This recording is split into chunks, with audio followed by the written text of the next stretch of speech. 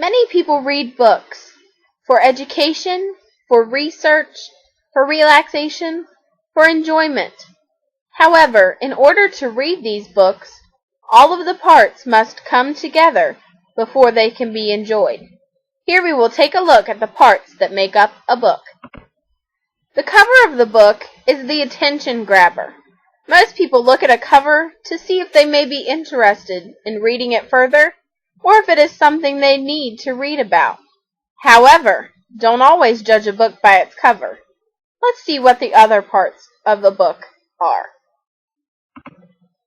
The spine is another quick place to see the title of the book or what the book is about. However, the spine is also the backbone of the book, thus its name. This is the part of the book that holds the entire book together and helps it survive.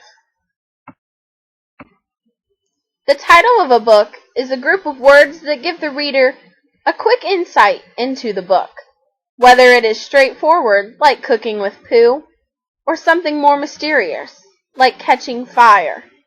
The title is the hook to the book. The author is the life of a book. He or she is the person who brings a book to life and takes it from mind to paper. Without authors, books would be non-existent. You could say that the book is an author's child, in some ways, since they give that book life. The illustrator is the person who aids the story through the use of pictures.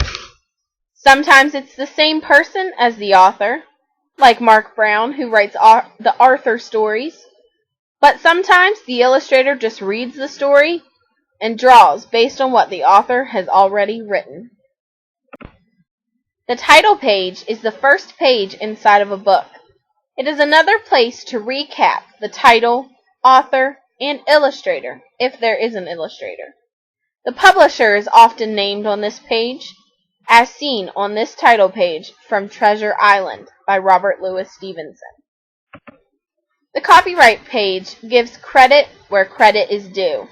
On this page, the author is listed, as well as the publisher and its location.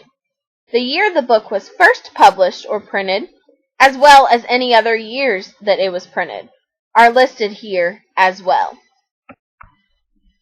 The table of contents is a guide for the reader as to what is going to be inside of the book. Here, the reader can find the names of the chapters, the pages they are on, and any other resources that may be found inside of this book. The dedication page gives the author a chance to dedicate the book to someone who means a lot to them, and potentially the book as well.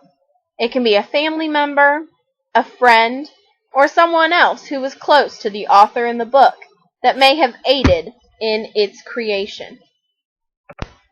The acknowledgments page is another place for the author to give thanks. This is a longer page than the dedication page, and they often thank those who helped get the book ready to publish, the publishers themselves, family, friends, and anyone else who had a part in this book. Chapters are a way of breaking up a text that is longer than most children's books. In order to keep the book flowing in a manner that can keep the reader's attention, the author often breaks the story into chapters. This is also a good way to have stopping points while the reader is reading a story. The text is the meat or the heart of the story itself. Without the text, in most cases, it's difficult to even have a story. However, in the case of picture books, sometimes no text means more imagination. Pictures aid the story that is written by the author. Sometimes pictures are able to say things that words can't always say. Pictures can also make up the entire book, allowing the reader to take part in creating the story and using their imagination. The appendix, mostly found in research or informational texts, is a place for the author to include information that is vital to the book, but that could not be inserted in the main text, such as charts, graphs, or diagrams. These can aid in learning received from a book.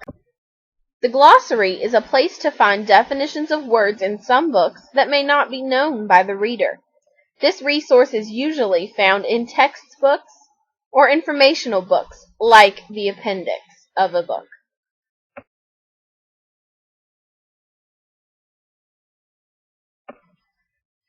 Also, like the appendix and glossary, an index is found mostly in books for informational purposes. The index is a way to find something that was mentioned in the book quickly, without having to flip through all of the pages. The bibliography, found in research books, is a place for the author to list any other books, magazines, websites, etc. that may have been referenced while writing the book. This gives credit where credit is due, so that the author cannot be accused of plagiarism or stealing. The ISBN, or International Standard Book Number, is a unique code that allows books to be tracked quickly. It is located on the back of the book by the barcode and is great for selling or searching for a book online. Many different parts make up a book, but there is nothing better to a book than the ability to be taken to another world, to be a part of the book, or to expand the walls of our minds just by reading it. Books are pretty powerful pieces of paper, aren't they?